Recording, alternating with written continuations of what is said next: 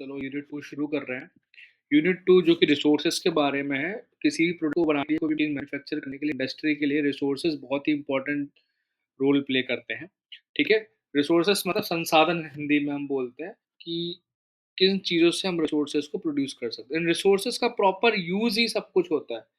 हम proper resources का हमारे पास नेचुरल रिसोर्सेज़ हैं, कुछ मैन मेड रिसोर्सेज़ भी हैं, उनका हम प्रॉपर यूज़ कर पाएँ। जैसे कंप्यूटर है, कंप्यूटर एक रिसोर्स है। बंदा ऐसे तरक्की भी कर सकता है पढ़ के, ठीक है? तो एक रिसोर्स हो गया, इस रिसोर्स का प्रॉपर यूज़ अगर बंदा कर लेगा, तो सब कुछ हासिल हो जाएगा। तो रिसोर्स मतलब संसाधन, किसी चीज़ का साधन, जिससे हम कोई चीज़ अचीव कर पाएँ, उसको हम रिसोर्स बोलते हैं, ठीक है? कि मैंने एग्ज़ाम्पल दिया कि रिसोर्स भी 2 टाइप के होते हैं, एक natural and human made. Human made resources 2 type के रिसोर्सेज होते हैं, ठीक है? अब रिसोर्सेज का क्लासिफिकेशन कर लेते हैं कि कितने टाइप के रिसोर्सेज होते हैं। क्लासिफिकेशन 2 टाइप से होता है, ठीक है? पहला होता है classification by nature. Classification by nature. Classification by nature में रिसोर्सेज 2 टाइप के होते हैं। पहला होता है रिन्यूएबल रिसोर्सेज। रिसोर्सेज ये सब आप पढ़ चुके हो, रिन्यूएबल रिसोर्सेज क्या होते हैं और नॉन रिन्यूएबल रिसोर्सेज क्या होते हैं। रिन्यूएबल रिसोर्सेज वो होते हैं जो कभी खत्म ना हो, ठीक है? नेवर एंडिंग, जो अपने आप प्रोड्यूस होते रहते हैं और कभी खत्म नहीं होंगे। हमें कोई डर नहीं, इन रिसोर्सेज का हम बहुत यूज कर सकते हैं। सोलर जैसे हो गया, सोलर रेडिएशन कभी खत्म नहीं होने वाली। सोलर रेडिएशन जब जब तक मर्जी है तब लो। विंड एनर्जी हो गई, विंड से बनती हुई एनर्जी, विंड हमेशा चलनी चलनी है, कभी हवा रुकेगी नहीं। इसलिए इसको हम बोलेंगे कि ये हमारे पास अनलिमिटेड सप्लाई तक है, ठीक है? जियो थर्मल एनर्जी, जियोथर्मल एनर्जी में बता दूंगा, जमीन के अंदर हीट होती है, उससे भाप बनाते हैं, भाप से टरबाइन चलाते हैं और मोटर चला के उससे बिजली बनाते हैं। जमीन के अंदर की हीट से हम एक तरीके से बिजली बनाते हैं, जो कि इनफाइनाइट है, उसका कोई एंड नहीं है। ये रिसोर्सेस रिन्यू होते जाते हैं, रिन्यू, जैसे स्कीमें होती है रिन्यू होना, होती जाती है, बैंक की स्कीमें रिन्यू होती जाती है। ऐसी ये एनर्जी आई और रिन्यू हो गई, ये कभी खत्म नहीं होगी, ठीक है? दूसरे टाइप का होता है non renewable. Non renewable resources, नाम से ही क्लियर है, जो कि रिन्यू ना हो, मतलब ये खत्म हो सकते हैं, अर्थ के पास बहुत लिमिटेड क्वांटिटी में है और ये कभी भी खत्म हो जाएंगे। मिनरल्स जैसे हो गए, मिनरल्स खनिज, गोल्ड हो गया या सिल्वर हो गया, आयरन हो गया, स्टील हो गया, ठीक है? ये मिनरल्स हैं, या फिर कैल्शियम हो गया है, हमारे खनिज पदार्थ जितने भी हैं, ठीक है? ये लिमिटेड है, ये खत्म हो जाएंगे, फिर इनका कुछ नहीं कर सकते, कुछ आ नहीं सकते। गैस हो गया, ऑयल हो गया, ठीक है? या फिर तुम्हारे फॉसिल फ्यूल हो गए, फॉसिल फ्यूल्स, ठीक है? तो ये लिमिटेड क्वांटिटी में इसको ह्यूमन यूज कर लेगा और ये खत्म हो जाएंगे। तो पहला तो क्लासिफिकेशन बाय नेचर में क्या हो गया, 2 टाइप के हो गए, रिन्यूएबल रिसोर्सेज और नॉन रिन्यूएबल रिसोर्सेज। दूसरा क्लासिफिकेशन बाय नेचर, ठीक है? Classification by nature, oh sorry, classification by type.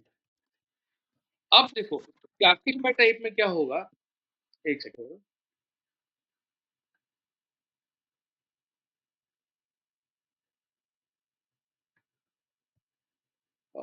एक क्लासिफिकेशन बाय नेचर है ये, नेचर उल्टा लिख दिया है, नेचर होगा ये। और क्लासिफिकेशन बाय अवेलेबिलिटी, अवेलेबिलिटी, ध्यान रखना, क्लासिफिकेशन बाय अवेलेबिलिटी ये हो गया, ठीक है? अब ओवरऑल नेचर में कितने टाइप के रिसोर्सेज हैं? जैसे हमने एक वर्ड सुना होगा, ह्यूमन रिसोर्सेज, ठीक है? बीच में एट डिपार्टमेंट होता है, वो भी तो इंसान भी तो एक रिसोर्स है ना, वो सारा काम करके दे रहा है, ठीक है? वो ह्यूमन रिसोर्सेज। नेचुरल रिसोर्सेज में तुम्हारे जितने मिनरल्स वगैरह होगा, जो कि हम देख चुके हैं, जो कि रिन्यूएबल या नॉन रिन्यूएबल दोनों भी हो सकते हैं, ठीक है? मेजरली नॉन रिन्यूएबल होते हैं, जैसे कि क्रूड ऑयल हो गया, ये सब, ठीक है? आपका ऐसे वाटर हो गया, वाटर अनलिमिटेड है, ठीक है? तो ये रिन्यूएबल रिसोर्सेज हो गए। तो ये हो गया तुम्हारे natural resources. Natural, classification by nature में पहला आ जाएगा नेचुरल रिसोर्सेज। ध्यान रखना, हमने क्लासिफिकेशन 2 टाइप में किया है, मैं एक बार रिवाइज करा दे रहा हूँ, यहाँ पे मैं वर्ड गलत लिख दिया था। क्लासिफिकेशन बाय अवेलेबिलिटी, अवेलेबिलिटी से 2 टाइप के क्लासिफिकेशन है, रिन्यूएबल और नॉन रिन्यूएबल। रिन्यूएबल जो कि हमारे सोलर, विंड, जियोथर्मल एनर्जी हो जाते हैं, और नॉन रिन्यूएबल एनर्जी हमारे मिनरल्स, गैस, ऑयल और फॉसिल फ्यूल्स खत्म हो सकते हैं। क्लासिफिकेशन बाय नेचर में आपका हो गया, 4 टाइप्स होते हैं इसमें। नेचर रिसोर्सेज का जो नेचर के बेसिस पे क्लासिफिकेशन जो हुआ है, वो 4 टाइप में हुआ है। इसमें पहला है नेचुरल रिसोर्सेज, जिसमें तुम्हारे मिनरल्स आ गए, लैंड आ गया, जमीन भी रिसोर्स होती है। वाटर रिसोर्स होता है, ठीक है। लैंड वाटर रिसोर्स उनसे पूछो जो मिडिल ईस्ट में के लिए कितना इंपॉर्टेंट है ये। फॉरेस्ट रिसोर्स होता है, ठीक है। ये नेचुरल रिसोर्स है जो नेचर हमें प्रदान करता है, मिनरल्स भी प्रदान करेगा, लैंड भी प्रदान करेगा, वाटर भी देगा और फॉरेस्ट भी देगा, इसलिए इसे नेचुरल रिसोर्सेज बोला गया है। दूसरा आता है ह्यूमन कैपिटल। ह्यूमन कैपिटल, इसको हम आपका कैपिटल रिसोर्सेज भी बोलते हैं, ह्यूमन रिसोर्स भी बोल सकते हैं। एचआर डिपार्टमेंट हमारी कंपनीज में होते हैं।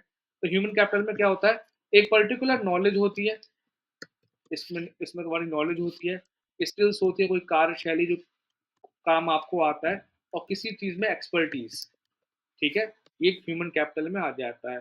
फिर आता है कैपिटल रिसोर्सेज। कैपिटल रिसोर्स हम मैंने आपको शुरू से बताया है, कैपिटल का मतलब होता है पैसा, ठीक है। तो मनी आ जाएगा, ठीक है। मनी एक रिसोर्स की तरह वर्क कर सकता है, या फिर ह्यूमन मेड टूल, या फिर human made tool, human made tools.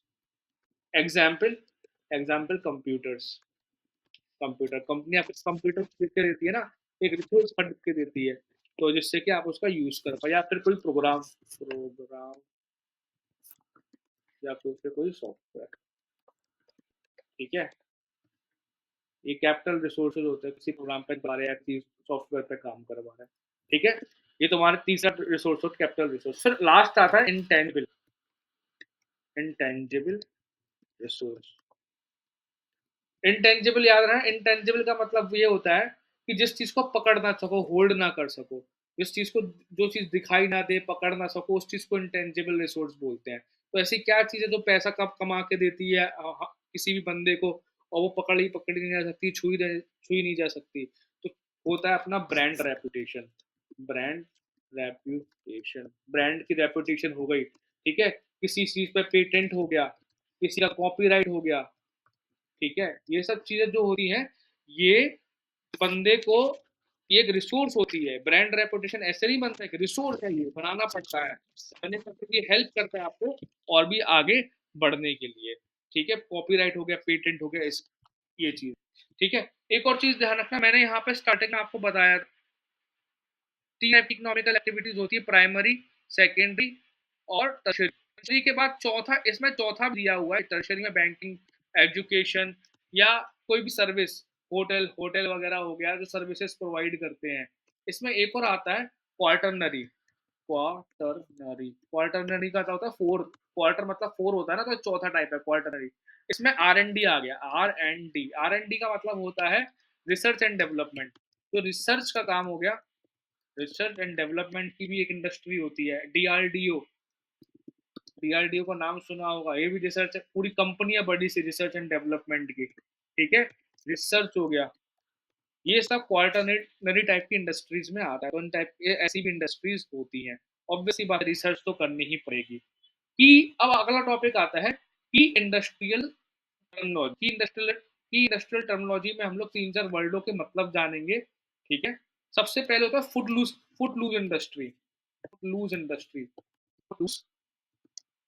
Industry, ये वो इंडस्ट्री होती है जिनका प्रोडक्ट बहुत ही हल्का रहता है, और ये इंडस्ट्री फुट लूज का मतलब क्या है, जिसका पाँव एक जगह ना जमे, फुट लूज का मतलब ये है। इसका मतलब ये इंडस्ट्री इंडिया में कहीं पर भी या पूरी वर्ल्ड में कराई जा सकती है, क्योंकि इसका प्रोडक्ट बहुत हल्का है। जैसे कि सॉफ्टवेयर वाली कंपनी हो गई, ठीक है, सॉफ्टवेयर वाली कंपनी हो गई, या फिर डायमंड की कंपनी हो गई। तो इनका प्रोडक्ट बहुत हल्का है, ट्रांसपोर्टेशन का खर्चा बिल्कुल लिमिटेड है, कहीं पर भी जा सकते हो, तो लूज इंडस्ट्री। नेक्स्ट लेक्चर में बात करेंगे।